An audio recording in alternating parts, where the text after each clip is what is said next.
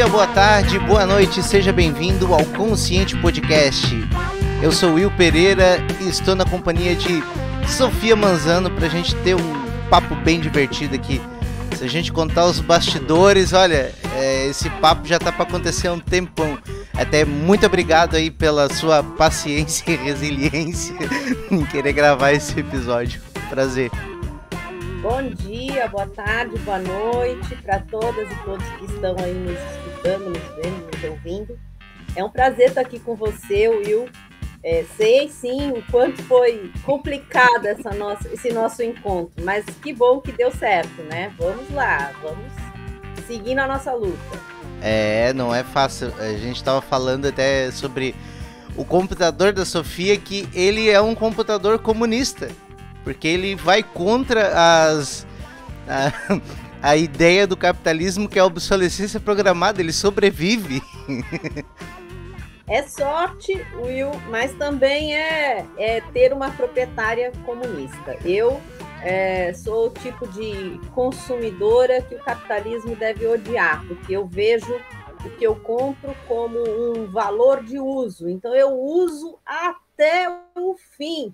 Eu resisto no uso das coisas que eu compro e não fico modificando, né, comprando outros substitutos só por fetiche, né? Muita gente acha que tem que trocar o computador, ou o celular, ou sei lá o que, o carro, ou os eletrodomésticos, só porque saiu um modelo novo, né? E eu sou o contrário. Quando eu compro alguma coisa, eu quero que ele me entregue o seu valor de uso todinho. E esse meu notebook aqui está resistindo muito.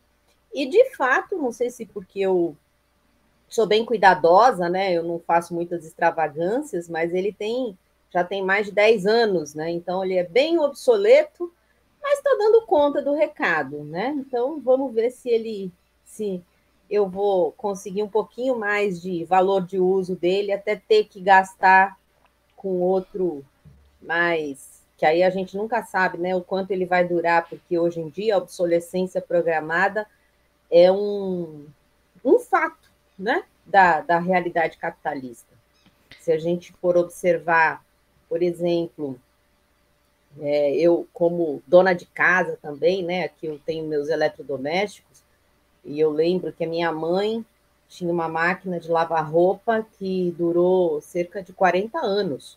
Nossa! E hoje em dia, máquinas de lavar roupa duram um pouco mais do que a garantia do fabricante. Verdade. Né? Tudo, né? Tudo quanto é eletrônico é incrível, né? É cada vez feito para durar menos. Até, pô, como é que se discute, né?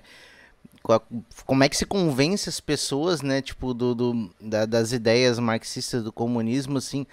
Exatamente porque a gente é educado pela publicidade, pela propaganda e os meios de comunicação sempre martelando a gente que a gente é muito aquilo que a gente tem, né? Não aquilo que a gente, sei lá, adquire de conhecimento, adquire de história de vida, né? De vivência, né? Como discutir nesse campo deles é bem complicado, né? Então, Will, eu quero contar para vocês aqui um pouco, né, dessa história, né, de como o capitalismo ele foi capturando, né, a nossa existência e a nossa subjetividade, e não faz muito tempo, faz 100 anos isso, né? Porque há 100 anos atrás, um pouco mais de 100 anos atrás, a classe trabalhadora, ou seja, todos nós tínhamos a capacidade de consumo apenas o necessário para sobreviver. Então, os trabalhadores e trabalhadoras ganhavam tão mal e tinham tão péssimas condições, né, de vida que mal podiam comprar uma comida decente, né, uma comida que não fosse adulterada. E olha que tinha 1000 histórias sobre isso, e uma roupa de segunda categoria, um sapato também muito mal e porco, e era isso, né? Mas a luta de classes, né, a luta dos trabalhadores fez com que eles fossem aumentando os seus direitos e o seu poder aquisitivo. E os capitalistas perceberam que eles podiam expandir, né, a produção para além, né, do pequeno grupo, né, da elite, da classe dominante, que era consumidora de bens de consumo duráveis, né, como os eletrodomésticos que existiam naquele tempo, automóvel, coisas desse tipo, que são os bens de consumo duráveis. Então, os capitalistas perceberam que eles poderiam expandir o seu raio de consumidores para a classe trabalhadora. É claro que nós sempre vamos defender que todas e todos nós tenhamos o direito de ter as coisas que facilitam a nossa vida. Então, por exemplo, ter uma geladeira, ter uma máquina de lavar roupa, ter um fogão a gás e não um fogão de lenha, né, como era o que existia na totalidade da classe trabalhadora, é um direito que nós temos que reivindicar. Mas, ao mesmo tempo, também foi uma forma do capital encontrar uma nova, um novo espaço, né, de produção de mercadorias, portanto, de reprodução do próprio capital. Então, aquilo que não era um consumo da classe trabalhadora passou a ser consumo da classe trabalhadora.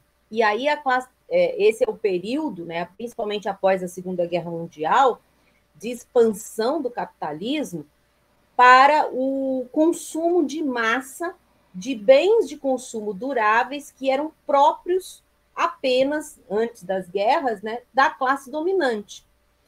E como eles ainda não tinham pensado, né, que haveria um limite, né, para esse consumo, estes bens de consumo, eu estou falando de geladeira, de eletrodomésticos, basicamente, inclusive de automóveis, eles eram feitos com uma durabilidade muito grande, por isso que eles são chamados na literatura econômica de bens de consumo duráveis, né?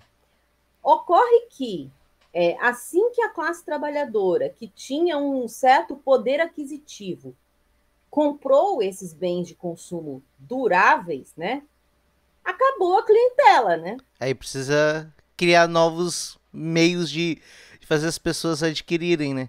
Tipo, seja Então, porque não quebra, né? Antes um exatamente, opalão não não quebra. quebrava. Não quebra, né? Você compra uma máquina de lavar roupa lá, que eu falei no começo, né? Minha mãe, quando casou, sei lá, eu tenho 51 anos, então já faz bastante tempo. Quando ela casou, ela ganhou uma máquina de lavar roupa.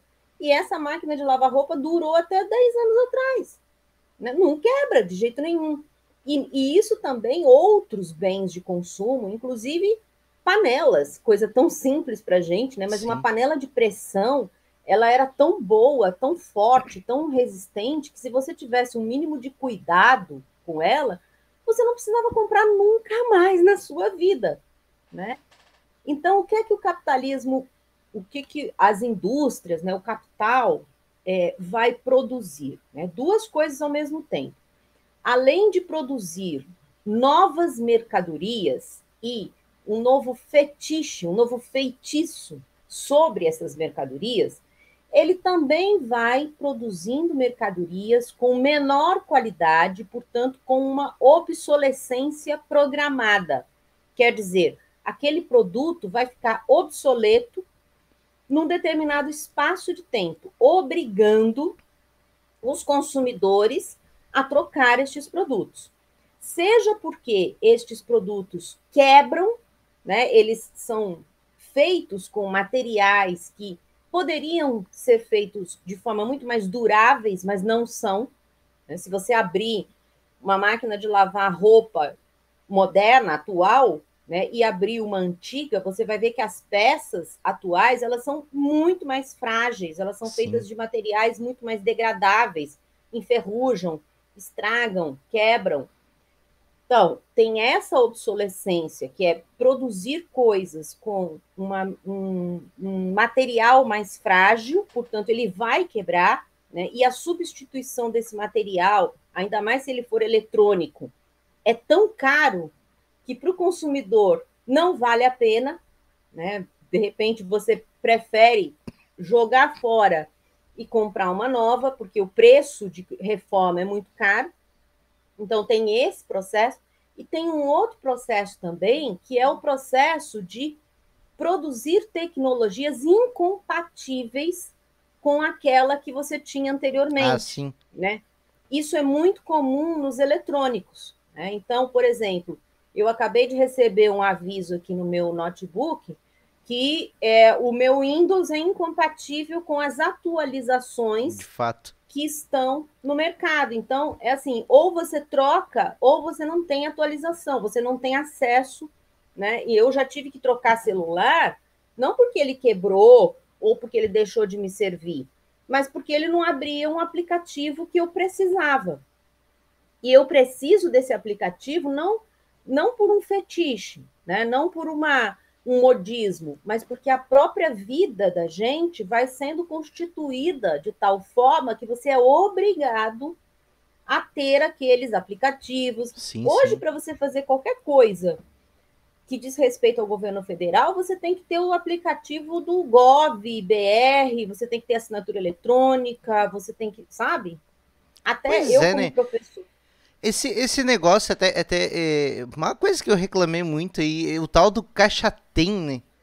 É, sabe, por que que eles não poderia se criar uma tecnologia nova, ok, vai atualizar, vai deixar mais digital, vai deixar mais prático, mas ao mesmo tempo eles aboliram a opção de usar um cartão físico que, né, não necessita do celular, qualquer um pode ir na agência do banco e resolver, porque, né, nem todos têm o celular. Aí, por exemplo, vai ganhar, para ter acesso aos R$ 600 do Auxílio Brasil, que agora vai virar Bolsa Família novamente, você tem que gastar um dinheiro para comprar um celular para poder fazer o aplicativo. É uma função, sabe, que desnecessário É, pro pobre, né? exatamente, tem várias implicações. Mas, como eu estava dizendo, né, do ponto de vista do capital, todo esse processo ele é funcional, ele é ótimo para o capital, porque ele obriga os consumidores, né, as pessoas, os trabalhadores, a consumirem uma mercadoria, né, e por isso, toda vez que a gente consome uma mercadoria, a gente está reproduzindo o capital, porque o capital ele só se reproduz através da venda das mercadorias, e, ao mesmo tempo, né, para que esse consumo não pare nunca, o que é pior de tudo, né, é que se produz um fetiche, né, como eu vou explicar, um impulso, né, subjetivo de uma necessidade, cria-se uma necessidade subjetiva que não é uma necessidade real, é uma necessidade produzida pela propaganda, né? De tal forma que, se você não tiver aquele objeto que está sendo ofertado, é como se você não participasse da humanidade, é como se você não existisse, né? Então, para além dos empecilhos que o capital cria para a nossa vida cotidiana, ao nos impor o consumo de mercadorias que talvez a gente não quisesse, né? Eu não quero ter uma assinatura eletrônica, eu não quero ter um caixa-tem, eu não quero ter isso ou Aham. aquilo. Você não tem essa opção de Sim. não querer, né? Se você quiser ter acesso aos seus direitos, você tem que ter. Além disso, eles criam também uma subjetividade de forma que, se você não tiver, né, isso é muito comum na moda, né, na moda da roupa, do óculos, do sapato, do carro, enfim, se você não tiver esse objeto novo, esse objeto que foi produzido agora, mesmo que ele não tenha nenhuma outra serventia para você, é como se você fosse excluído da humanidade, né? Como se você não existisse como pessoa. Verdade. E hoje isso é tão exacerbado que a grande parte dos influencers, das influencers, ganha dinheiro produzindo esse tipo de coisa. Então a gente vê, por exemplo, filhas e filhos da classe trabalhadora o tempo todo nos Instagrams da vida consumindo esta propaganda, né, de tal forma que a sua vida passa a ser colonizada, né, por um desejo de ser aquilo, e aí você vai fazer tudo o que for possível. Você vai trabalhar sem direitos, você vai se É, sujeitar, né, à exploração capitalista, você vai deixar de comer decentemente para comprar um objeto que nem é tão importante na sua vida, mas porque você foi bombardeado, né, com essa propaganda massiva, para criar né, que aquele o capitalismo desejo, né? faz. Também. Exatamente. E a gente não pode simplesmente culpar as pessoas, porque isso faz parte do sistema como um todo. A gente tem que entender dessa forma, né? É que a gente é resultado do contexto onde a gente tá inserido, né? Em nosso contexto material, nossa vida material e o que a gente consome, né? De conteúdo. Até é engraçado, porque a gente. Às vezes a gente olha uma mesma notícia, uma mesma propaganda sobre um prisma diferente. Eu, por exemplo, tava vendo aquele. Gostei daquele Cobra Kai, que é um. É uma é uma continuação do Karate Kid em forma de série da Netflix. E daí, dentro do desenho ali, da série, o personagem lá, o que ele tá precisando trabalhar, e aí eles criam a solução mágica para ele conseguir o trabalho, que é o celular para ele oferecer o serviço no aplicativo. Pois é, então, E isso vão, que você eles está vão falando, né? simplificando, eles vão, como é que é, tipo, suavizando para aquilo cada vez mais fazer parte do teu subconsciente, né? Isso. E aí, parece que nós estamos descobrindo, né, essas coisas agora. Então, eu quero ler para vocês um trecho do que o Karl Marx, escreveu em 1850 e... Eu esqueci agora a data. Em 57. 1857, mas quase 150 anos atrás. Tá? Esse trecho está no prefácio ao livro A Crítica da Economia Política. Ele diz o seguinte, ó, o resultado geral a que cheguei é que, uma vez obtido... Ai, desculpa, começa tudo de novo. Foi errada a leitura. O resultado geral a que cheguei é que, uma vez obtido, serviu-me de fio condutor aos meus estudos, pode ser formulado em poucas palavras. Olha só. Na produção social da própria vida, os homens contraem relações determinadas, necessárias e independentes da sua vontade. Relações de produção estas que correspondem a uma etapa determinada de desenvolvimento das suas forças produtivas materiais. E depois vai um outro trecho super importante, que normalmente é citado, mas por que eu quis ler esse trecho? Porque ele diz o seguinte, nós, seres humanos, nós podemos ter a compreensão da vida sobre as quais nós estamos submetidos, mas nós não temos uma autonomia plena de escolher ou não viver esta vida, Verdade. né? Nós estamos submetidos nessa vida. O que nós podemos é lutar para transformar essa vida. Porque também tem uma outra corrente, né, dentro da sociologia durkheimiana, que vai dizer o seguinte, bom, os homens são frutos do seu meio, né? E paciência, não tem o que fazer. Não é bem assim, Né, né? a gente pode mudar o Nós meio, né? somos, exatamente. Nós somos frutos do nosso meio, mas nós interferimos neste nosso meio. Por Sim. isso, o marxismo não é só uma compreensão da realidade, ele é também uma prática, ele é uma praxis. Então, você, para ser um marxista, não basta apenas você ser um grande entendido das obras de Marx, de Engels, de Lenin ou de outros todos. Você tem que atuar sobre a realidade. Senão você é apenas um marxólogo. Então, e uma pergunta, assim, eu vejo muito, eu fiz a pergunta, assim, tipo, você é de esquerda e não sabe. Tem um candidato que foi candidato a deputado pelo PT e ele usou esse jargão, né? Porque ele quer falar com o povo trabalhador e tal, você é de esquerda e não sabe. É meio que isso, né? Tipo, a gente é escravo de um sistema que nos obriga a trabalhar e às vezes por causa da publicidade, por causa de como a gente é educado, de certa forma doutrinado, porque eles falam que a esquerda quer doutrinar as escolas, mas na real a gente é doutrinado o tempo inteiro por tudo, né? E, e tipo, como chegar nessa pessoa e explicar pra ela que ela tá defendendo às vezes os interesses daquilo que o mata? Isso. Eu acho que é exatamente isso. Olha,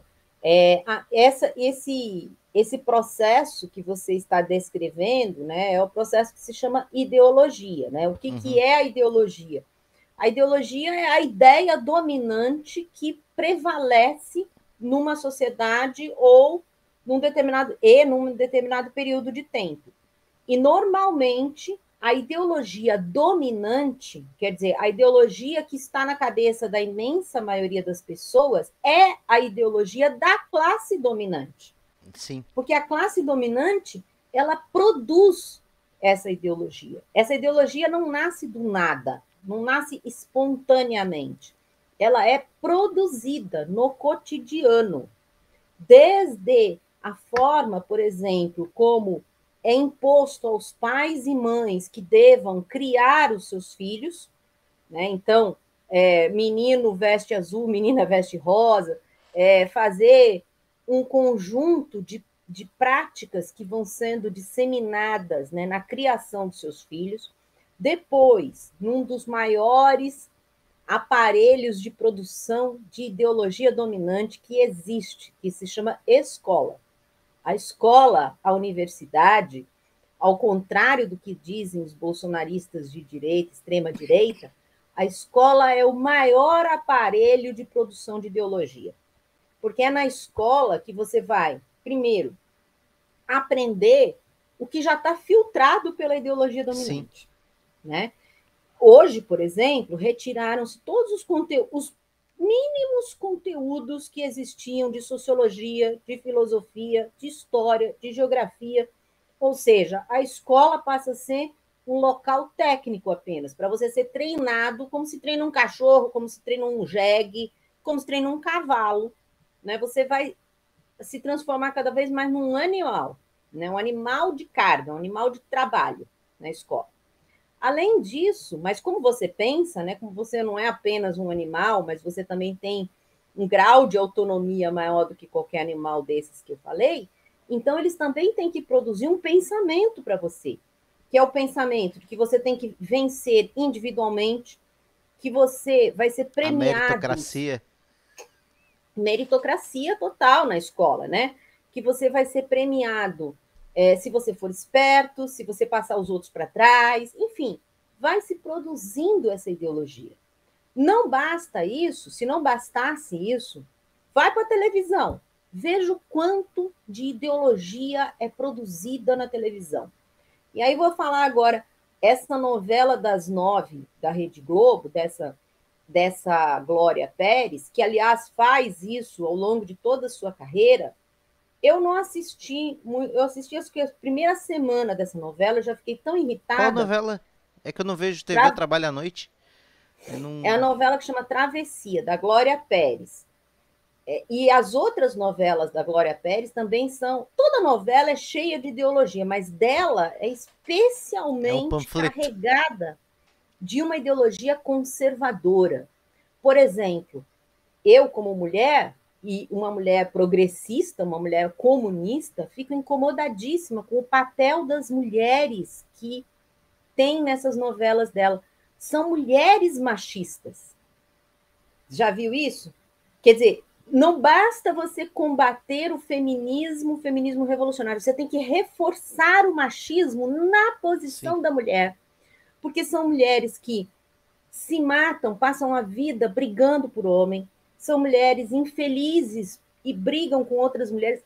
Enfim, é uma carga ideológica de machismo muitas vezes com um verniz de uma mulher moderna, de uma mulher bem-sucedida, de uma mulher que está fazendo sucesso na vida profissional, mas na sua intimidade é uma machista, assim, até o último grau. Isso é produção de ideologia, né? Você está produzindo um modelo de mulher bem-sucedida que ela tem que ser bem-sucedida nos negócios, bem bonita, de acordo com o padrão, né, da novela, mas na sua intimidade ela é mais retrógrada do que uma mulher da Idade Média, que não tinha um comportamento tão machista como essa que está sendo apresentada. Bom, por que a gente está falando disso? Porque para convencer a classe trabalhadora de que ela tem que se submeter a todos esses processos de dominação, a classe dominante precisa produzir e reproduzir a ideologia dominante o tempo todo. Aí você perguntou lá no começo da nossa conversa, mas como falar com a classe trabalhadora, né, sobre esse processo que é contra ela? Olha, é o mais difícil hoje. O mais difícil hoje é produzir uma contra-ideologia, né, ou uma ideologia da classe. Mas qual é o primeiro passo nesse caminho? O primeiro passo é fazer com que as pessoas comecem a refletir, a pensar na sua própria existência. Quer dizer, fala, olha, você acha muito bonito o Neymar, o jogador ABC, comer carne com ouro. Mas o que é que você come? Como você produz a sua vida? Quer dizer, trazer as pessoas de volta para a realidade concreta, para o chão da vida. Porque aí ela vai começar a olhar e vai falar, nossa, é mesmo, eu nem posso comer carne. Quando eu como alguma proteína, é de péssima qualidade. Por quê? Se tem gente que não só está comendo a melhor proteína, quando ainda está comendo um metal que não faz a menor diferença no organismo dela, né? Sim. Que vai sair no esterco ali, produzido. Veja, então, mostrar para a classe trabalhadora que a vida cotidiana dela é incompatível com essa ideologia que ela está submetida, sim, já é um primeiro passo. Né? O segundo passo é ressaltar uma das questões mais poderosas do capitalismo é individualizar os sujeitos. Sim. É tornarmos seres totalmente pensados, né, totalmente individualistas, de forma individualista. Sendo que é impossível, né, um ser humano, sempre foi impossível, mas hoje é mais impossível ainda, um ser humano viver isolado. Né? Como é que eu explico isso? Porque às vezes eu estou dando aula, né, e os alunos falam assim, não, professora, hoje eu posso viver sem ninguém na minha vida, eu não preciso de ninguém. Ah, não?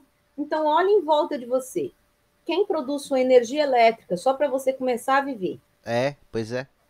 Eu tive esse claque na cabeça aí, foi quando eu comecei a olhar o meu trabalho e tentar ver como é que era feita as coisas e qual era o meu valor que eu recebia por cada produto que eu produzia. E aí meio que eu comecei a entender, porque assim, eu nunca estudei teoria, eu nunca li Marx, eu nunca li nada assim, porque o cara tem que estar trabalhando e não tem tempo. Mas eu, com a observação, e daí no meu trabalho eu tenho liberdade de ouvir muito podcast, de ouvir canais do YouTube, até ter que agradecer, acho que você deve conhecer, já gravou com eles, o Gustavo Gaiofato, o Ian Neves, o João Carvalho, essa turma, eles meio que foram me dando um caminho para mim me entender o que eu já estava aprendendo de maneira instintiva. Sabe, dando um fundo, talvez uma base teórica, do jeito, né, não sem ler e tal. Mas daí eu fui vendo, pô, meu trabalho, eu sou pizzaiolo, o meu trabalho, todas as 8 horas de trabalho, às vezes, por exemplo, para fazer 40, 50 pizzas, é é menor que o custo da caixa onde vai a pizza. Pois Louco, é. né? Então, disso que você falou, eu posso te dizer duas coisas. Primeiro, para ter consciência de classe, que é o que você passou, né, que é o que você atingiu, não precisa de conhecimento teórico. É. Precisa pensar na sua própria existência. Começa assim, entendeu? Você me perguntou como é que a gente faz para conversar com a classe trabalhadora e dizer para ela que ela é de esquerda, né? Como disse o candidato a Aham. deputado. Olha para sua existência. Veja como é que você vive, como é que você, o que você faz no seu dia a dia, como isso impacta, né? E é impactado pelo conjunto dos seres humanos, trabalhadores e trabalhadoras. Essa é a primeira questão. Claro que depois, você mesmo disse, depois você foi procurar como entender isso. Aham. Eu costumo dizer o seguinte: a nossa vida de trabalhador, de trabalhadora, ela é uma contradição terrível.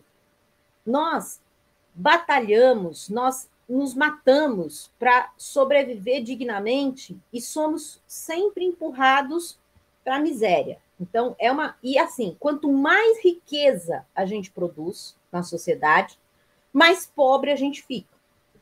A gente, que eu Verdade. estou dizendo, classe trabalhadora em geral, não eu pessoalmente, o Will ou outros trabalhadores e trabalhadoras, estou falando da classe em geral. Quanto mais riqueza a classe trabalhadora produz, mais pobre ela fica em relação a essa riqueza que ela produz. Essa é a maior contradição. Então, quando o trabalhador, a trabalhadora começa a pensar nessa contradição, como você fez, ei, isso aí é uma chama que acende, né, na sua existência. E aí, óbvio, você pode ter dois caminhos. O caminho de enterrar essa chama por mais camadas de ideologia, aí você pode ir atrás de explicações místicas, religiosas. Ah, é porque Deus quis assim, é porque você tem um karma, é porque é o seu destino, enfim. Existem várias produções de ideologia nesse sentido, Metafísicas. metafísicas, né? Enfim, tudo que acontece. É azar, né? Milhares de questões, né, nesse sentido. São os astros, né? São, É a enfim, lua que tá em Capricórnio, que não sei o que. por aí. Ou, como você fez, você falou, gente, hoje em dia a gente tem na internet um monte de coisas, né? Tanto essas coisas metafísicas, né? São os Illuminati, são os gnomos, etc. Como você também tem explicações científicas. Né? E aí você foi atrás dessas explicações científicas, aí você conheceu esses meios, e a partir daí você pode ir se aprofundando ainda mais no que é científico e não ideológico. Aham. É óbvio que é muito desigual, né? Porque a explicação ideológica ela é mais fácil, entendeu? Sim. De consumir. Porque A tu olha ao explicação redor, tá sendo reproduzida pelos teus iguais, né? Então tu encontra eco naquilo que tu tá. Naquele teu pensamento, né? Tem muita gente pensando igual a ti do teu lado, né? Agora, quando tu faz um pensamento contra-hegemônico, às vezes tu fica. Tá, por que só eu tô pensando isso? Tu fica meio.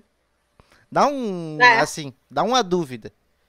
sim, não só dá uma dúvida, como também você pode ser estigmatizado, você vai ser perseguido, enfim, tudo que acontece com todo o pensamento contra-hegemônico. Mas tem um outro elemento, que é o seguinte: todo pensamento científico é difícil, entendeu? Não é fácil. O Gramsci dizia, né, que a gente não pode levar a classe trabalhadora ou pensar que vai ser fácil para a classe trabalhadora atingir o pensamento científico, porque ele é abstrato, né? E o pensamento abstrato precisa de um esforço mental muito grande. E isso, muitas vezes, faz com que a pessoa desista, né? Ah, não, muito complicado entender isso, né? Por exemplo, entender o papel do dinheiro na nossa sociedade, eu, como professora de economia, esse é um dos maiores desafios, né, para a gente explicar, inclusive para estudantes de economia, qual é o papel do dinheiro. Porque para nós, trabalhadoras e trabalhadores, o dinheiro é apenas um intermediário de troca. A gente vende o nosso trabalho, recebe um tanto de dinheiro, ou melhor, moeda, né? Pega essa moeda e compra coisas. É um intermediário de troca, Sim. né? E aí a gente pensa que para o capitalismo o dinheiro é um intermediário de troca, que o capitalista deu um dinheiro em troca de uma coisa e depois vendeu essa coisa por mais dinheiro. Só que não é assim, né? O dinheiro ele tem uma complexidade no capitalismo que, para o capital, o dinheiro representa a relação social de exploração, né? E é na forma do dinheiro que a massa de riqueza produzida por todos nós vai se materializar enquanto uma expressão do valor. Isso é muito abstrato. Isso tem que ter uma capacidade científica, digamos assim, muito maior do que pensar apenas no cotidiano, né? Então, os próprios capitalistas, né, eles vão produzir uma ideologia sobre o dinheiro que é funcional para eles. Eles próprios não conseguem explicar, né, por que que eles enriquecem, né, tendo o domínio sobre o dinheiro, né? E aí tem diversas teorias, cada uma mais absurda do que a outra. Mas voltando ao que a gente estava falando, né, entender a realidade sob a qual você está submetido é o primeiro passo para encontrar as contradições da sua vida. E ao encontrar as contradições da sua vida, aí você começa a lutar contra a ideologia dominante, com todos Sim. esses problemas que você falou. Você vai ser estigmatizado, você pode ser isolado, você vai sofrer perseguição, né? Você vai entrar em E contradição às vezes não com tem nem tudo tempo pra pensar, né? Porque, tipo assim, isso. bem ou mal eu sou um privilegiado, porque embora eu seja um trabalhador assalariado, eu consigo, às vezes no meu serviço, consumir conteúdo ouvindo no podcast ou canal do YouTube, um tipo de informação, e além do mais, eu por alguma explicação que eu ainda não encontrei, eu consegui selecionar um conteúdo porque ele não me é enviado de maneira orgânica. Eu tenho que ir atrás. Vários canais que eu acompanho, eles não são me enviados no feed. Eu tenho que ir lá, digitar o nome do canal e às vezes, tipo, pá, passou um monte de atualização e eu perdi. O cara lançou vários episódios e eu não acompanhei, porque ele não me é enviado. Então, é muito mais complicado, porque tu tem que realmente ir atrás do conhecimento e às vezes a pessoa trabalha.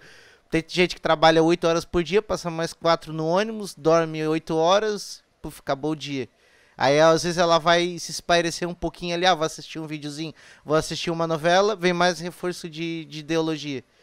Então é complicado mesmo. E ainda tem determinados locais de trabalho que as pessoas são, inclusive, proibidas de trabalhar escutando um podcast, Uhum. né? Mesmo que aquilo não vá atrapalhar ou interferir no No trabalho desempenho delas, dela, é. no desempenho delas, elas são proibidas. Se você pegar, por exemplo, pega no ramo de confecção, costureiras e costureiros que passam o dia inteiro naquele serviço repetitivo, Aham. podia estar ali escutando um podcast, ou escutando uma música, ou escutando qualquer coisa, pelo menos para. Não, não pode. Né? E aí eles inventam normas, né, de segurança no trabalho, porque vai distrair.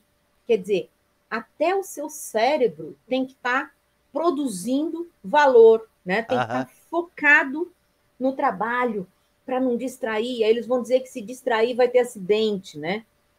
Mas, na verdade, se você se distrair, você vai errar o ponto da máquina, né? Sim. Enfim, é um conjunto, é uma máquina muito grande, né? Tanto de produção de ideologia, produção de normas de conduta, de normas legais, inclusive, para nos dominar, né? Para nos colocar nessa posição, né, de sujeitos que não têm função alguma a não ser sermos explorados, né, pelo capital. No entanto, as contradições, como eu disse anteriormente, elas vão aparecer. E são justamente essas contradições que nós, como agentes políticos, né, como comunistas, como pessoas que querem uma transformação positiva na sociedade, são essas contradições que a gente tem que cutucar, que a gente É. tem que aguçar, que a gente tem que revelar, né? E eu queria fazer só uma pergunta. Você fala do dinheiro, como a gente enxerga o dinheiro como trabalhador e como os grandes empresários enxergam, né, o valor, dinheiro. É, tem a pessoa que tem um carro, ela tem um carro zero do ano, ela mora num apartamento legal, ela ganha ali seus 15 mil reais por mês. Ela é um capitalista, ela possui capital ou a gente é tudo, não é capitalista, a gente só vive como funcionário do capitalismo? Isso é importante, quer dizer, é, como a gente pode identificar, né, o que é a classe dominante e o que é a classe dominada, né, trabalhadora nas suas mais diversas formas de trabalho. É a posição que você ocupa no processo de produção. É o seguinte, você não é ser dono do apartamento, do carro, porque isso é bem de consumo. Você é dono dos bens de capital. Quais são os bens de capital? As fábricas, as fazendas, os bancos. Você é dono da empresa, você é dono do banco, você é dono da fazenda ou da indústria. Esse dono é o capitalista. Agora, se você é um funcionário bem pago do capitalista, você é um trabalhador. Claro que Aham. esse trabalhador tem muito mais É mais privilégios privilegiado socialmente. do que os demais trabalhadores da sociedade, e muitas vezes ele é o capataz do capitalista, né? Por exemplo, em diversas empresas, não precisa vir o dono da empresa mandar chicotear, entre aspas, né, os trabalhadores. Os próprios funcionários do capitalista fazem isso em nome dele, por isso são muito bem pagos, inclusive, né, os gerentes, os diretores das empresas. Mas essas pessoas são trabalhadoras, porque elas estão submetidas ao dono do capital, né? Nesses últimos meses, a Rede Globo, por exemplo, tem demitido todos os seus velhos, antigos jornalistas e atores, inclusive, famosos, né? Daí você vê, né, um jornalista que está há 50 anos na Rede Globo, há 40 e tantos anos na Rede Globo, é um simples trabalhador, porque chegou agora, no final do ano, foi sumariamente demitido. Sim. Ele não é dono da Globo, por mais famoso que ele seja, por mais importante que ele seja, foi demitido. Ah, mas ele está muito bem de vida, porque ele sempre ganhou bem. Sim, mas ele é um trabalhador. Então, o que diferencia o capital e o capitalista é a função que ele exerce no processo de produção. Um bem de capital é aquele objeto que, no processo de produção, vai produzir mais outras mercadorias com o objetivo de lucro, enquanto um bem de consumo é apenas para a satisfação de quem consome. Vou dar um exemplo. Se eu tenho uma máquina de lavar roupa na minha casa, para lavar minha roupa, mesmo que ela seja lava e seca, eu lavo, seco minha roupa, pronto, ela é um bem de consumo. Agora, se eu comprar 10 máquinas de lavar roupa, e olha que nem serão essas iguais as que vendem para mim, né, para casa. Aham. Se eu comprar 10 máquinas de lavar roupa e montar uma lavanderia, estas máquinas de lavar roupa não são bens de consumo, elas são bens de capital. Por quê? Porque o objetivo dessas máquinas de lavar roupa não é satisfazer as necessidades da minha família, mas é gerar lucro na venda do serviço de lavanderia. Aham. Tá entendendo? Entendi. E uma outra pergunta, assim, trazendo já de repente pro cenário do país, assim. O cara que tem, sei lá, ele tem duas pizzarias e ele ainda não seria um capitalista, né? Ele é só um comerciante. Porque ele até emprega pessoas, ele gera lucro em cima do trabalho das pessoas, mas ele não é um vilão, né? Creio que não. Acho que ele não é um vilão nessa história do nosso país, por exemplo. Então, na verdade, assim, aprendi bastante com o Marx, né, nisso, né? A gente nunca faz um julgamento moral, né, Não, não, nem tô falando na questão moral. Tipo assim, sim, se é, é, ele é um capitalista ou é não porque é um ele não capitalista. dita a política. Ele não. Isso. É isso que eu tô querendo perguntar. Ele não dita as regras Do pelas jogo. quais o processo de acumulação de capital vai se dar. Uhum. Ele é um capitalista, só que ele é um pequeniníssimo capitalista que também está submetido às normas que os grandes capitalistas vão impor ao sistema como um todo. E veja, eu não estou dizendo as normas dos grandes pizzaiolos, não, das grandes pizzarias, não. Eu estou falando das normas do capital. E muito provavelmente não, com certeza, hoje, quem dita as normas da forma pelas quais o capitalismo inteiro funciona é a fração financeira do capital. Porque o capital não é uma coisa só também, né? Assim como os capitalistas não são todos iguais.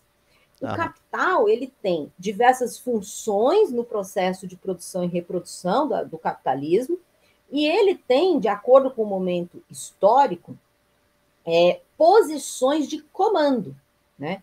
Então, teve um momento histórico em que o capitalismo comercial tinha uma posição de comando, isso ainda era pré-capitalismo.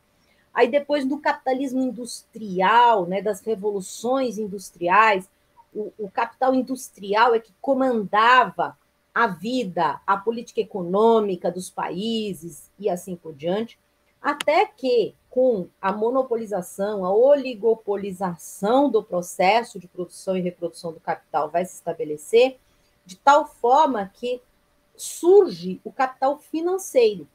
E o capital financeiro é a junção do capital bancário com o capital industrial. E Seria é a bolsa de esse valores. exatamente, a Bolsa de Valores é o local, digamos assim, de Encontro. estabelecimento do capital financeiro, mas ele, veja, a Bolsa de Valores não tem mais nem um local físico, né? Vocês Aham. sabem disso.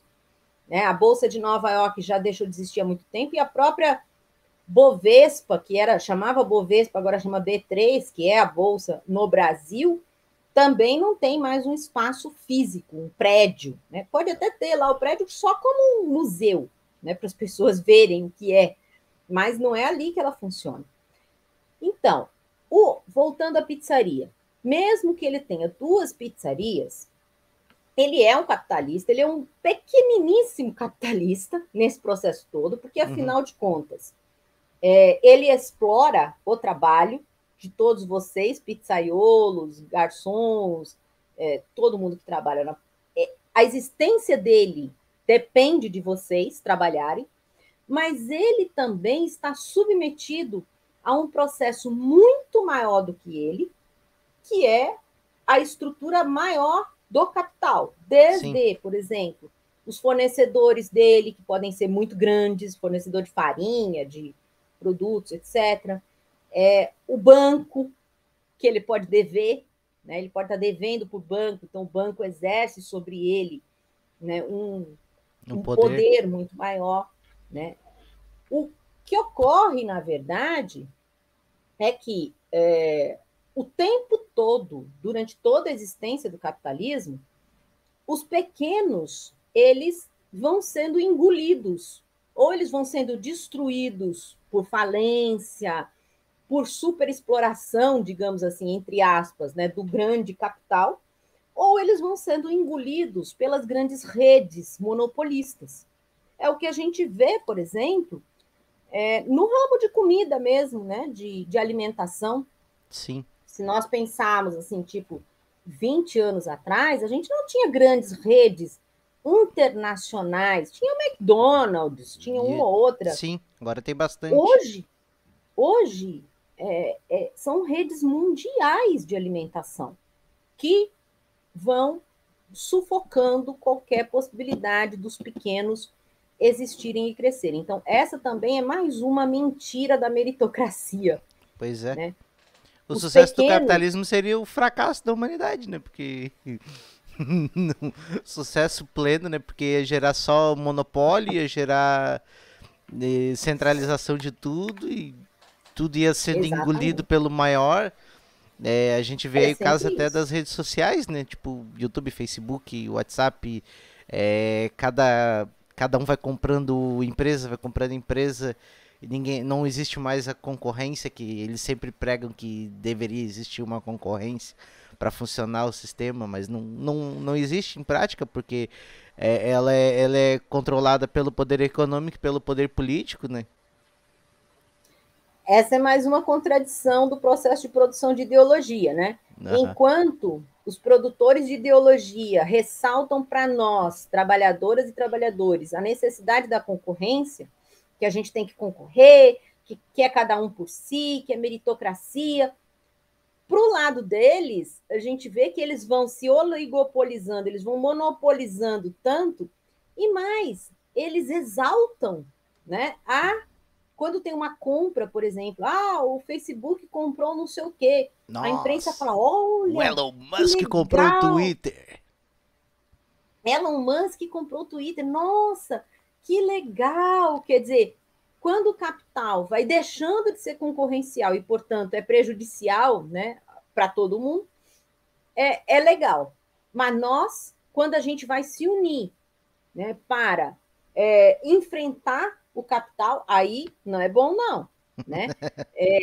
Formar uma organização, uma associação, um sindicato, isso tem que ser combatido o tempo todo. Né? É, Essa também é uma prática, né, do processo de evolução, digamos, do capitalismo, né, para combater a ação dos seres humanos, né, num processo de superação do capitalismo. verdade. Eu até queria saber quanto tempo que você tem pra conversar, porque eu tenho tanta coisa pra falar e a gente foi falando sobre esse papo. Olha, já deu 52 minutos só de dessa parte dessa conversa. Eu tenho tanta dúvida ainda, mas eu queria falar um pouco sobre o Partido Comunista Brasileiro, sobre as aspirações nacionais que vocês têm, como é que se afilia, que vira um militante dessa causa, como é que se reúne, porque acho que é importante. Tá. Tem mais uma meia hora aí, Ah, pode tá ser? ótimo então. Ô, Tá tá bom. maravilha. Então eu já queria começar por aí mesmo. Como é que Tá você bom. tá falando que o sindicalismo é muito combatido e qualquer reunião de grupo, qualquer conselho comunitário é combatido, assim, se ele for falar do trabalho, se ele for falar de lutas para as minorias, para as nossas classes, como é que faz para se juntar a esse pessoal? Bom, primeiro eu quero dizer para todas e todos que estão nos ouvindo o seguinte: o importante é a gente se organizar e debater essas questões e agir coletivamente. A ação individual dificilmente vai levar a alguma transformação poderosa, digamos assim, alguma transformação boa. Agora, falando especificamente, assim, existem várias organizações que você pode participar. Né? Existem os partidos políticos, existem os movimentos sociais, existem associações de bairro, associações beneficentes.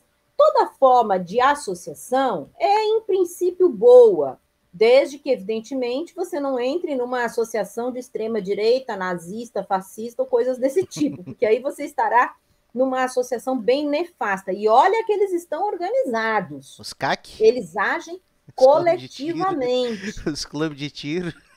Isso. Eles não querem que a gente se organize, mas eles se organizam. Portanto, nós também precisamos nos organizar. Então, essa é a primeira questão. A segunda questão, falando mais especificamente dos partidos políticos, né? Existem vários partidos de esquerda. O importante, se você quer se organizar num partido político, é você ler quais são os princípios desse partido. Isso normalmente está na página oficial do partido.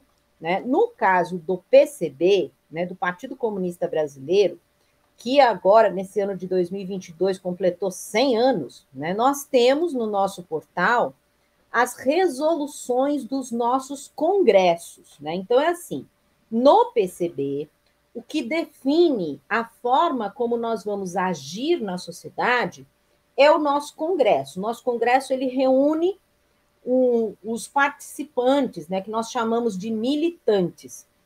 Ele reúne os militantes do partido inteiro num período de tempo para debater o país, a sociedade, como nós vamos agir, quais são as nossas prioridades, quais são as nossas expectativas quanto ao futuro, ou seja, qual é a nossa estratégia, quais são as nossas táticas. E isso tudo você encontra na página do pcb.org.br. Você tanto encontra o nosso último congresso, que foi do ano passado, como os congressos anteriores, para você também entender qual foi digamos assim, o percurso do PCB ao longo dos anos, né? Como é que o PCB foi entendendo a sociedade brasileira e foi, inclusive, mudando a sua prática política, a sua concepção do Brasil e assim por diante. Então, essa é a primeira questão, é você saber onde você está se metendo, né? Você não vai entrar numa organização que você nem sabe, você imagina que é de um jeito só porque você conheceu um youtuber, uma candidata ou coisas assim. Aham. Agora, a segunda questão, que é importante dizer, é que o PCB ele é um partido político que preza muito pela sua forma de organização. Então, nós somos organizados no Brasil inteiro por células. Essas células são compostas por militantes. Quem são os militantes? Não precisa ser necessariamente filiado no cartório eleitoral. Aham. Até por uma questão de segurança, porque como o PCB sempre foi muito perseguido, né, e os membros do PCB foram muito perseguidos, durante um tempo nós achamos melhor não registrar no cartório eleitoral todos os nossos militantes, os nossos membros. O que é que define um membro do PCB? É uma pessoa que está organizada numa célula, e para ter uma célula tem que ter 3 pessoas, né, que leram os documentos, que concordam com os documentos e que seguem agindo na sociedade, agindo no seu entorno, né, na sua realidade social, de acordo com esses preceitos, contribuindo financeiramente, porque o PCB não recebe recursos de empresários, não recebe fundo partidário, nós existimos financeiramente da contribuição nossa mesmo, né, das nossas vidas, do nosso trabalho. Sim. Foi assim que a esquerda se organizou desde o século XIX. Né? Os militantes sindicalistas, comunistas, socialistas, sempre contribuíram para a sua própria causa. Isso é um motivo para nós de importância política, inclusive. É um compromisso que um militante tem, contribuir, seja com o que você conseguir contribuir. Essa é a primeira questão. Depois, tem outra questão que é muito importante, que nós chamamos de centralismo democrático, que é o seguinte: nós nos reunimos, debatemos abertamente todas as questões. Qualquer coisa, qualquer opinião, qualquer coisa que você ache da sua cabeça. Só que depois que a gente toma uma decisão, essa decisão vale para todo mundo.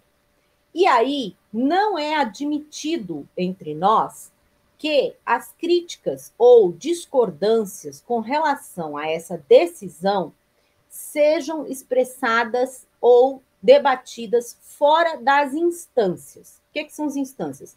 A célula, as Os direções, ambientes. quer dizer, os ambientes internos. Sim. Isso, para a gente, é muito importante. É muito diferente, por exemplo, de outros partidos de esquerda, que a gente vê, né? Por exemplo, um tal partido aí toma uma decisão de apoiar o governo Lula e compor o ministério.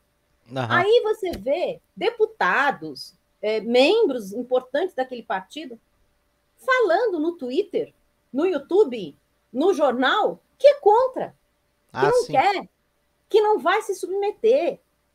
Isso para nós não é admitido. Isso para nós é uma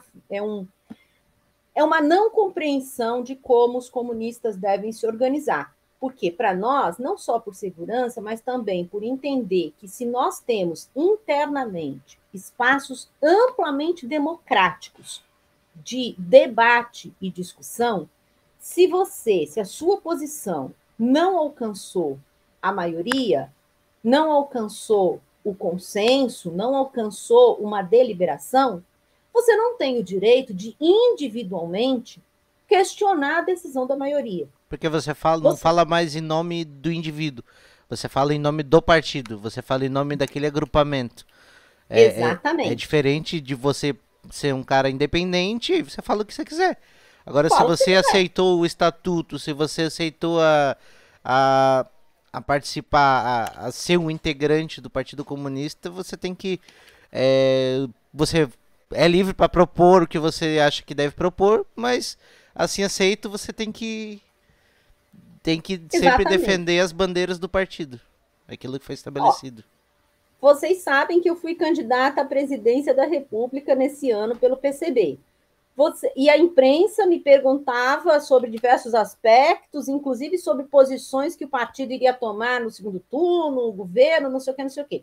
Vocês podem pegar qualquer entrevista minha ou qualquer manifestação minha.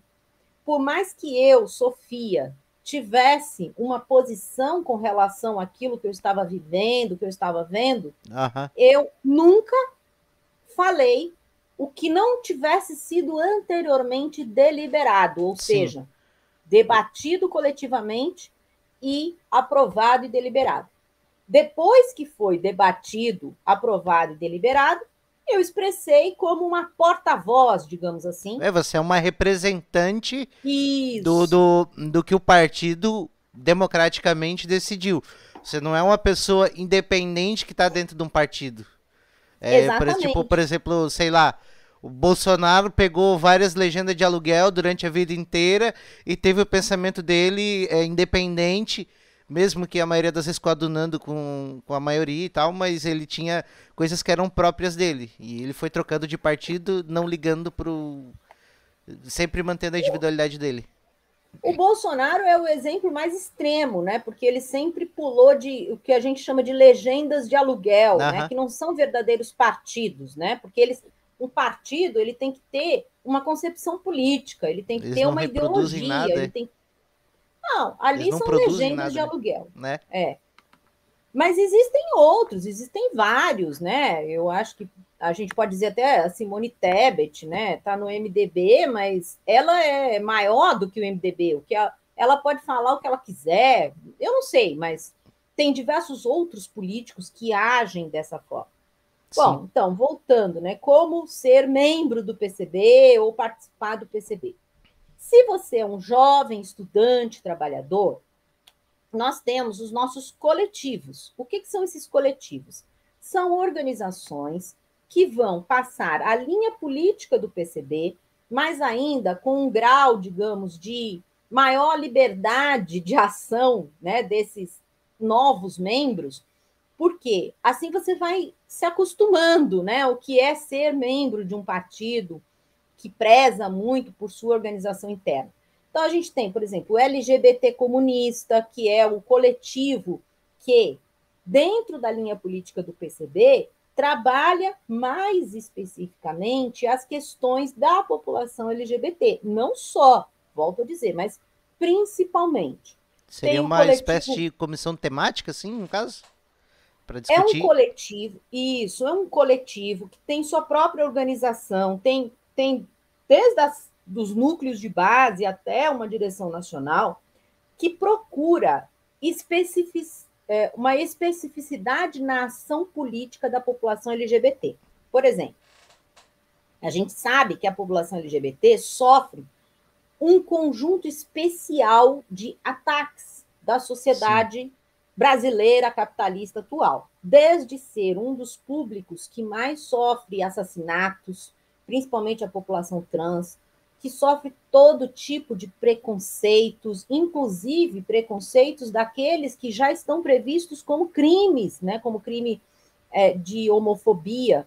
Mas essa semana mesmo a gente viu que tem, acho que o estado de Rondônia não age de acordo com a lei. Enfim, é uma população que tem a sua especificidade de ser oprimida especialmente. Ao mesmo tempo, por exemplo, tem uma dificuldade imensa, tanto na escola como no mercado de trabalho. Sim. Então, o que esse coletivo partidário do PCB faz? Ele procura, junto aos seus militantes, direcionar a ação política para estes fatos específicos dentro da visão revolucionária do PCB. Né? Não está descolado da visão revolucionária do PCB, mas tem uma especificidade. Né? Sim. Um outro coletivo, por exemplo, o coletivo feminista classista Ana Montenegro, que é um coletivo feminista classista que procura ver o problema das mulheres, do feminicídio, das opressões, do machismo, né, do problema do mercado de trabalho, enfim, todos os problemas que dizem respeito às mulheres especialmente, né, são trabalhados dentro deste coletivo feminista classista Ana Montenegro. Nós temos o coletivo Negro Minervino de Oliveira, que também é um coletivo que pega todas as questões do racismo estrutural, do racismo na sociedade brasileira e procura agir na luta antirracista, mas não com uma visão liberal de que nós superaremos o racismo se a gente tiver uma classe dominante negra. Não isso. Mas superar o racismo enquanto a gente também supera o capitalismo. Nós temos também a UJC, que é a União da Juventude Comunista, que são jovens até 29 anos que estão ou na universidade, nas escolas, ou estão estudando, ou são jovens trabalhadores e que se organizam na UJC para as suas ações também nestas especificidades. E, por fim, a unidade classista, que é o coletivo ou a frente de massa sindical do PCB. Bom, se você quiser fazer parte do PCB, ser um militante comunista, você pode procurar qualquer um desses coletivos, mas isso não impede que você já seja membro do PCB, que você já esteja numa célula do PCB, né? Não é assim, olha, você precisa ir para tal, não é um estágio de vivência, né? Ou uma pré-escola que você tem que fazer. Sim. Na verdade, é um compromisso que você tem. Se você tiver um compromisso mesmo, uma convicção de que você quer fazer a luta revolucionária no Brasil, você quer fazer parte do PCB, quer se comprometer, beleza, venha para um núcleo, uma célula do PCB. Sim. Mas, se você ainda acha que você tem que passar por um processo de militância no ambiente concreto da sua vida, você vai também trabalhar nos coletivos e não há uma incompatibilidade, não é uma promoção, né? Não é que você primeiro vai ser do LGBT comunista para depois ser promovido ao PCB, né? E não é uma exclusividade. Por exemplo, você pode fazer parte do coletivo diversos. e você pode fazer parte do coletivo e do PCB. Aliás, grande parte dos nossos membros são assim. Pô, E aí, interessante. se você quiser, você pode procurar nas redes sociais, na página do partido, no portal, na sua cidade, na sua região, no seu bairro, e encontrar ali uma forma de vir a ser um militante comunista no Brasil. Muito maneiro, bem explicadinho aí, fazer um cortezinho depois para botar também para divulgar. O que eu ia perguntar? E qual era a intenção do Partido Comunista Brasileiro nessas eleições? Porque vocês lançaram candidato a presidente, candidato também a governadores, né? E ao chegar a lançar candidato ao Senado e à Câmara também? E as assembleias? Sim, sim. Essa foi a eleição que acho que nos últimos 20 ou 30 anos nós tivemos o maior número de candidatos. 11 governadores e governadoras, 2 senadores, mais de 80, não sei, eu não lembro exatamente o número de deputados e deputadas estaduais e federais no Brasil todo. Bom, veja só, o PCB passou por um processo de reconstrução revolucionária, vocês encontrarão toda essa história lá nas nossas páginas, e neste ano, né, nós vimos 2 elementos. Primeiro, nós nunca deixamos de participar das eleições. Nós sempre que estivemos aptos pela justiça, né? Porque às vezes a gente estava caçado, estava proibido, aí não dava para É um participar. bom tempo passando a ilegalidade, né? O PCB, principalmente ali na. 56 anos, né, de ilegalidade. Mas, assim, todas as vezes que o PCB esteve apto a participar da eleição, participou. Né? Para a gente, nós não somos um partido político que vai abandonar uma das principais arenas de debate político, que é o processo eleitoral. Né? Quem é político e acha que eleição não. Uma coisa é você saber que eleição não resolve tudo. Outra coisa é você abandonar essa arena política. Para debater e para mostrar as contradições, né? É óbvio, né? Uhum. Como é que a eleição não importa? Importa muito, né? Importa tudo na nossa vida. Basta ver o que o Bolsonaro fez com a gente nos últimos 4 anos. Como é que não importa? Então, o PCB não é porque não tem o ideal que não vai deixar de lutar, pelo menos a partir da base material que a gente tem, né? Exato, exatamente. Então, assim, o PCB sempre participou das eleições. Nem sempre nós apresentamos candidatos majoritários, né? A presidente, a governo, etc. Às vezes a gente fazia coligações com outros partidos, com outros nomes, né? Sim. Então, nós já apoiamos o PSOL em diversos processos eleitorais, mas nós já lançamos candidatos a presidente. Eu, inclusive, já tinha sido candidata a vice-presidente em 2014. Bom, mas você perguntou quais são os principais objetivos, né, desse processo, desse ano de 2022. Nós sabíamos que teríamos uma polarização muito grande, né, entre a extrema-direita, né, com o Bolsonaro, e a formação da chamada frente ampla, né, ou de uma conciliação ampla, né, que ia desde Alckmin, e hoje está se ampliando ainda mais. Tudo que não é Bolsonaro versus Bolsonaro. Olha, tudo que não é Bolsonaro, vírgula, viu? Porque eu estou vendo algumas indicações de pessoas que, por exemplo, aqui na Bahia, são bolsonaristas roxo e que estão sendo indicados para o futuro governo. Então, é a seguinte, tudo que as pessoas não lembram que era Bolsonaro... melhor explicado. Né? Porque o brasileiro é muito pequeno. Vamos lá. Então, sabendo disso, né, nós pensamos, olha, é importante a gente lançar uma candidatura à presidência, porque nós precisamos eleger, né, deputadas e deputados, isso é importante, nós ainda não conseguimos, mas essa é uma estratégia que nós temos, uma tática que nós temos, que nós vamos levar muito a sério, porque é importante para a gente eleger representantes comunistas da classe trabalhadora nos parlamentos, desde a Câmara de Vereadores, Assembleia Legislativa e o Congresso Nacional, é muito importante.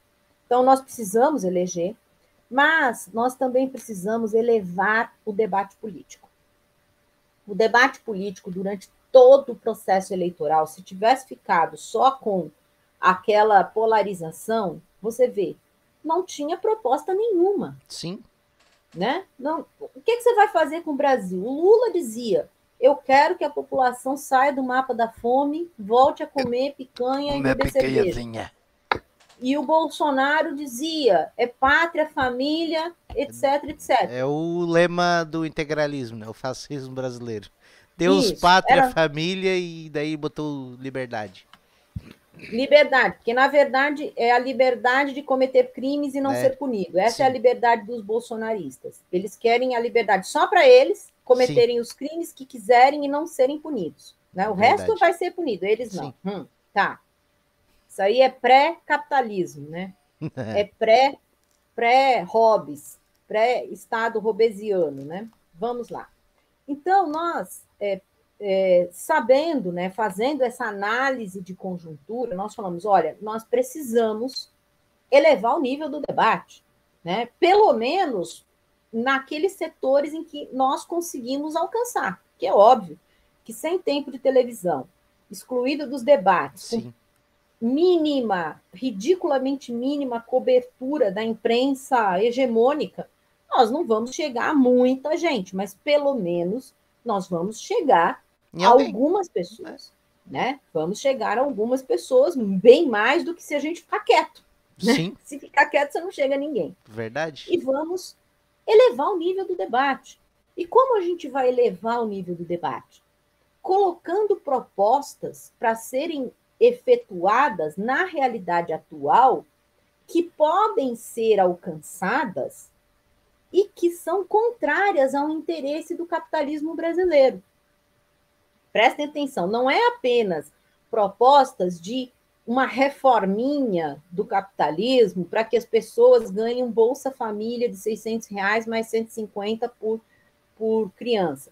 É Aham. lógico que matar a fome imediata é importante, nós não estamos desprezando essa política, mas nós estamos dizendo o seguinte: essa política não Não é suficiente. esfola, não esfola nem um nadinha do capitalismo brasileiro. Não Sim, é contrária ao capitalismo brasileiro. Não afeta em ela nada até os. alimenta o capitalismo, né? Porque, Exatamente. na real, pelo que eu vi, essa medida de tu dar dinheiro para as pessoas gastarem e tal, tipo, tu. Não é que tu dá dinheiro, né? Mas tu dá essa ajuda de custo para as pessoas se manterem, é uma medida liberal, não é? Absolutamente, totalmente. E mais, né? Volto a dizer, por mais que a gente reconheça que nós precisamos dar o mínimo de dignidade Sim, alimentar para essa sim, população, isso não afeta, não entra em contradição com o capitalismo. Pois bem, então, o que a gente tem que fazer, né, nesse momento em que está todo mundo discutindo política? Começar a apresentar propostas que podem ser efetuadas agora, neste momento, depende da luta de classe, depende da força política da classe sim. trabalhadora. Mas que estas propostas, sim, são contraditórias aos interesses do capitalismo brasileiro. Então, por exemplo, quando a gente fala, olha, nós temos um grande número de desempregados, ou subempregados, ou trabalhadores e trabalhadoras que foram pejotizados, MEIs, etc. O que Sim. fazer para resolver? Quando nós falamos reduzir a jornada de trabalho sem redução salarial, isso é absolutamente possível de ser implementado, nem vai acabar com o capitalismo, mas vai diminuir a taxa de lucro dos grandes Sim. empresários, né? E vai melhorar as condições de vida da classe trabalhadora, né? A classe E trabalhadora vai diminuir o número de desempregados, porque, né, vai vai ter que precisar de contratar mais gente. mais pessoas para cumprir aquela hora de trabalho, né? Exatamente. Vai ter que contratar mais gente, vai melhorar, inclusive, o consumo, né? Porque se vai ter mais gente ganhando, vai Sim, ter vai mais gente produzir mais consumindo. matéria. Isso. E mais, a classe trabalhadora vai ter mais tempo para estudar, para viver, para Sim, pensar porque e isso é para fazer liberdade, política. né? Porque isso é liberdade, Exatamente. não é trabalhar de Uber 14 horas por dia. Isso não é ter liberdade, porque daí tu escolhe entre trabalhar ou morrer de fome. Não é. É, Agora, liberdade é tu ter condições materiais para tomar tuas próprias escolhas e também tempo de lazer, tempo de. Tem que ter tempo para fazer as coisas. E tempo é dinheiro, então. Né, para essa eles, é a tempo é grande dinheiro, então eles tomam disputa. tempo. Essa é a principal disputa hoje no capitalismo, é o tempo, né? Então, os trabalhadores e trabalhadoras precisam disputar o tempo, porque tempo é dinheiro. Aliás, o Aham, próprio Marx estava dizendo, o que é valor? Valor é o tempo de trabalho não sim, pago ao trabalhador. sim, Então, é o tempo. Portanto, se a gente quer fazer uma luta imediata, né, e que por mais convencido do capitalismo que o trabalhador esteja, ou seja, sabe aquele trabalhador alienado que não tem condição de pensar como a gente Sim. começou a nossa conversa, né? Pensar por Em si, que ele ele... pensa pelos outros, é.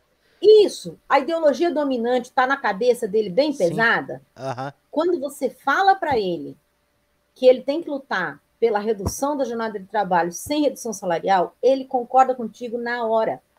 Porque isso é lógico, isso é óbvio, Posso entendeu? discordar?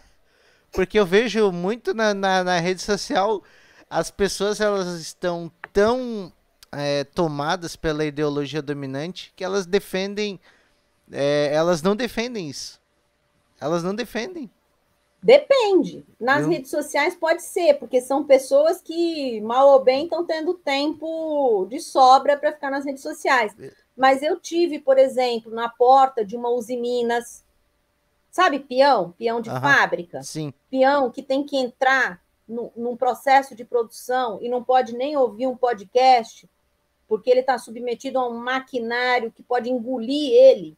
aham. Esse peão sabe o que é o tempo, entendeu? Esse cara, essa mulher, olha e fala: caramba, se eu tivesse 2 horas a mais. O que ele pode chegar e dizer é o seguinte: ah, isso aí nunca vai acontecer. Porque É o que eu mais vejo. a Assim, desesperança é muito grande. é? Isso é normal que ocorra. Quer dizer, você está sendo tão massacrado, né? A sua vida está tão ruim que o máximo ele vai falar assim: olha, sua ideia é ótima, eu acho que isso devia acontecer, mas não vai acontecer, porque é impossível, né? Aham. Aí aí que tem que ter o trabalho de militância, quer dizer, no momento de campanha eleitoral, a gente lança a ideia, a gente lança a luta. Mas o que a militância tem que fazer? A militância tem que voltar lá durante todo o processo, não só no momento eleitoral, mas chegar para essas pessoas e mostrar: olha, você sabe que no século XIX as pessoas trabalhavam 18 horas por dia, 16 horas por dia, e aí eles As também crianças falavam, trabalhavam, né? criança trabalhando, mulheres grávidas sendo abusadas trabalhando, e tem até filmes que você pode passar, né, na sua célula, nos seus locais de reunião, de organização, sobre isso. Por exemplo, tem um filme chamado Padre Dans, que é um filme excelente, que mostra muito bem como que se dava a exploração dos trabalhadores e trabalhadoras na Bélgica, né, nas fábricas de tecido da Bélgica. Enfim, essas pessoas, se alguém chegasse lá e falasse assim: olha, vamos lutar para reduzir a jornada de trabalho, eles iam dizer: isso nunca vai acontecer. Sim. Imagina, o capitalista vai mandar a gente embora, a gente vai morrer de fome e vai contratar outros. E os capitalistas fizeram isso. Pior é que fizeram. Chamaram trabalhadores de outros países para substituir aqueles que estavam em greve, aqueles que estavam Sim. lutando. Mesmo assim, os trabalhadores não desistiram, continuaram a sua luta, até que a gente conseguiu alcançar uma jornada de trabalho de 8 horas por dia, 48. Primeiro eram 48 horas semanais, depois 44 horas semanais. Não foi. Como é que as pessoas acham que nós chegamos a essa legislação? Pois é. Como é que surgiu esse tal que eles chamam de estado de bem-estar social? É, Não foi uma resposta aos avanços da União Soviética? Pelo que eu entendi, pelo que eu pesquisei, é meio que isso, né? também, também, É uma resposta dentro do capitalismo para, tipo, vamos mandar os anéis para não perder os dedos. Vamos ceder um pouco também. aqui. Eu digo também, porque a gente não pode descartar a organização da classe trabalhadora na França, na Inglaterra, na Bélgica, enfim, na Alemanha capitalista, nos países nórdicos, nos Estados Unidos. Eu fiz uma pesquisa, e não é difícil fazer essa pesquisa, do número de greves que teve nos Estados Unidos no pós-guerra. As greves aumentam brutalmente. Por quê? Enquanto eles estavam no esforço de guerra, os trabalhadores falaram: tá, tudo bem, Estão nós vamos fazer mobilizados, a né? nossa parte. Nós vamos fazer a nossa parte para vencer o fascismo, o nazismo, nós vamos trabalhar muito por isso. Aí acabou a guerra, os capitalistas viraram e falaram, bom, vamos continuar do mesmo jeito. Valeu, galera. Os trabalhadores norte-americanos falaram, ó, não vão não. Ah, não, nós não vamos dar direito para vocês, não vamos aumentar salário, não vamos reduzir jornada. Greve. Gente, a população brasileira não sabe a força dos trabalhadores norte-americanos, estadunidenses, a organização desses caras e o movimento comunista que teve naquele país para atingir o grau de bem-estar social que teve no pós-guerra. Foi muita luta de trabalhadoras e trabalhadores. De tal forma que, em 1946, eles aprovaram no Congresso americano uma lei que obrigava o Estado norte-americano a garantir emprego para qualquer desempregado. Era uma lei federal, que se uma pessoa tivesse desempregada, o Estado tinha que garantir emprego. Vocês já imaginaram um negócio desse? Vocês já imaginaram que nos Estados Unidos teve uma lei dessa? Não sabia, não. Ninguém, né? Porque, é lógico, a burguesia não vai espalhar esse fato, né? Claro que depois eles mudaram a lei. Desculpa interromper. É tipo no Brasil o Estatuto das Cidades e né, que está na Constituição também a obrigação da reforma agrária. São coisas que estão na Constituição, mas que não, tipo, tá escrito lá na Constituição, todo mundo tem direito à moradia. Mas não é apresentado pra gente, né? Deixa lá, tá escrito, mas deixa abaixo, deixa quieto. Então, essas questões, né, para a gente ir concluindo aqui, daqui a pouco eu tenho que sair. Não, sim, essas questões todas, né, se nós estudarmos a luta de classes que ocorreu em diversos países para que nós, trabalhadoras e trabalhadores, tivéssemos direitos, nós vamos fazer ressurgir esse movimento, né? Então, no momento de campanha eleitoral, nós não podemos apenas fazer promessas do que um governo comunista ou de conciliação de classes pode fazer pelo povo. O que nós precisamos é chamar o povo para se organizar e lutar. Entendeu? Porque sem essa luta, sem essa organização do povo, da classe trabalhadora e a própria luta, não tem governo de conciliação de classes que sobreviva. Uhum. E isso já é uma previsão aqui do futuro. O governo Lula não vai sobreviver apenas com negociações de bastidores e distribuição de ministérios, porque a burguesia interna brasileira, ela é brutal. Ela não abre mão de nada. Ela não cede nada. Entendeu? Ela só vai ceder se a gente tiver luta de classes. Se tiver o povo na rua. Organização. Exatamente. Para isso, a gente tem que organizar, a gente tem que ampliar a consciência, como nós discutimos anteriormente, mas principalmente vir para a organização, seja a organização comunista, seja a organização sindical, seja a organização dos movimentos sociais, e principalmente pensar que quando a gente entra numa organização, por mais ideias importantes que a gente tenha, né, e vontade, que isso é muito importante também, vontade de lutar, a gente tem que entender que nós precisamos também ter paciência. Porque as coisas não acontecem, principalmente para os jovens, né? Não acontecem no ritmo de um videogame. Né? Não acontece no ritmo de um filme da Marvel ou da DC. O movimento histórico, ele é demorado e, às vezes, ele é muito rápido. Entendeu? Às vezes, a gente passa décadas ou anos se preparando, sem grandes transformações, e de uma hora para outra, tá! Aparece a oportunidade, tem que estar preparado. Exatamente. Pô, para isso, nós precisamos, então, volto a dizer, ter organização. Então, quem estiver nos escutando, procure se organizar, procure entrar num coletivo, num partido político, num movimento de esquerda, procure se informar, né? Crescer teoricamente. Não é que você precisa ser especialista em Marx, Engels, Lenin, mas você precisa conhecer história, você precisa conhecer as teorias revolucionárias e você precisa, principalmente, pensar nessas teorias revolucionárias e a nossa realidade concreta.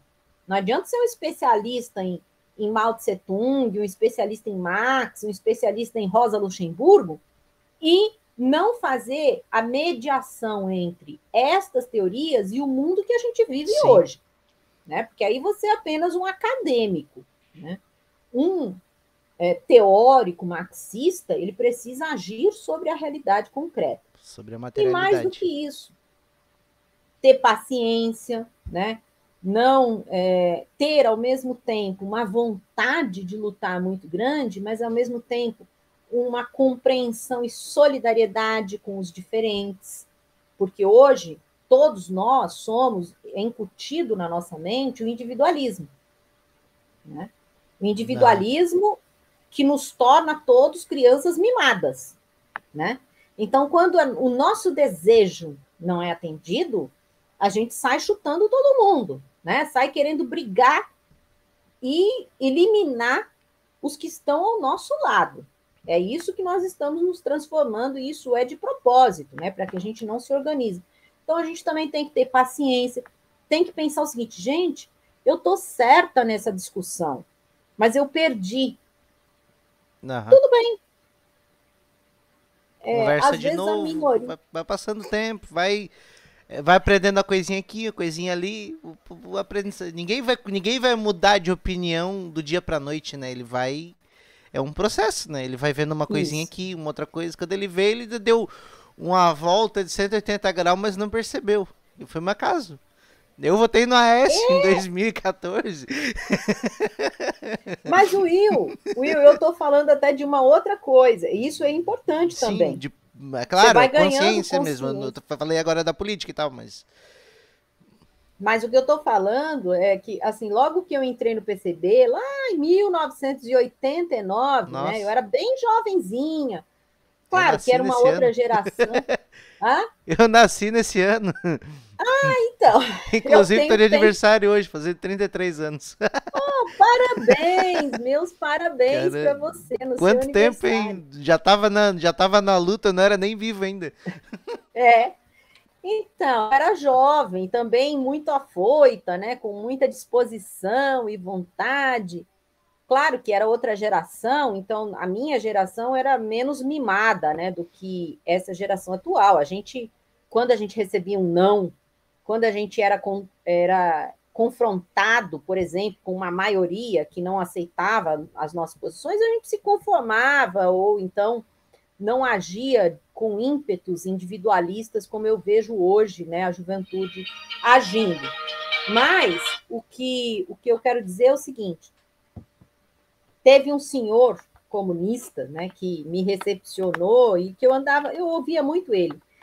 E às vezes, né, nos debates políticos, né, eu era derrotada, né, nas minhas posições. E aí esse senhor virou e falou assim: olha, às vezes a minoria tem a razão. Quer dizer, a sua posição está correta. A sua posição está correta, mas Aham, você não venceu. Paciência. Trabalhe melhor. é isso aí. Tem que ter paciência e tem que trabalhar melhor. Mas esse trabalho melhor não é no sentido de agir de forma desleal com aqueles que estão aos nossos lados. Convença-os de que você está certo. Isso às vezes demora amadurecimento, demora compreensão, né? Elaboração dos seus Todos têm um discursos, processo diferente também de assimilação. Cada um mas é tem uma isso. história, uma vivência, né? Uma condição material na qual está inserida, né? Não é um trabalho de formiguinha, né? Literalmente. Exatamente. Organizadas e cada um fazendo sua função. Mas é isso, Will. Pois Foi é, muito bom. Pô, eu queria agradecer pela tua paciência, porque, pra quem não sabe, a gente teve um primeiro podcast que foi gravado, que durou 46 minutos, mas se perdeu porque o meu computador desligou por causa da obsolescência programada. Ele foi pro saco. A gente teve um papo totalmente diferente, que até eu gostaria de repente retomar ele. E hoje foi um podcast totalmente diferente daquele que se perdeu, porque a conversa foi levando para outro lado e estava interessante, então deixa rolar. Até convido você para uma outra ocasião, porque ficou muita coisa para falar. Foi uma aula, assim, para mim uma aula magna mesmo.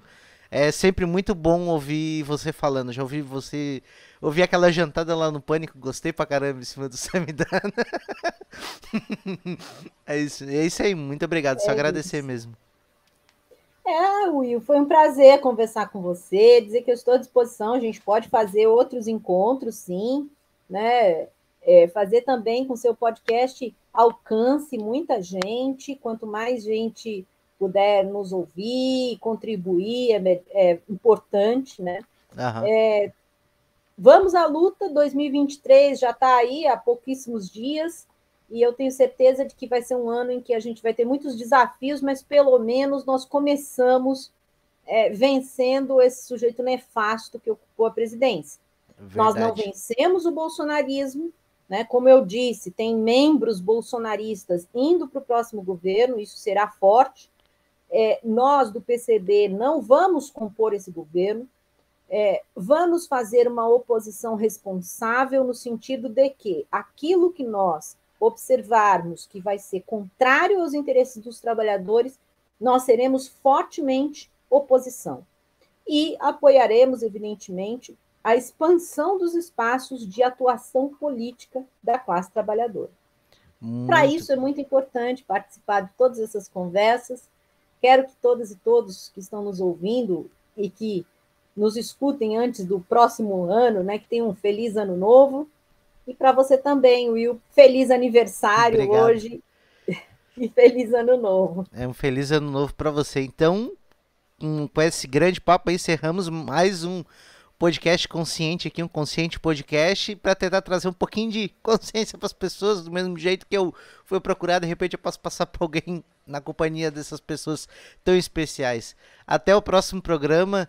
Tchau, tchau. Muito obrigado e falou!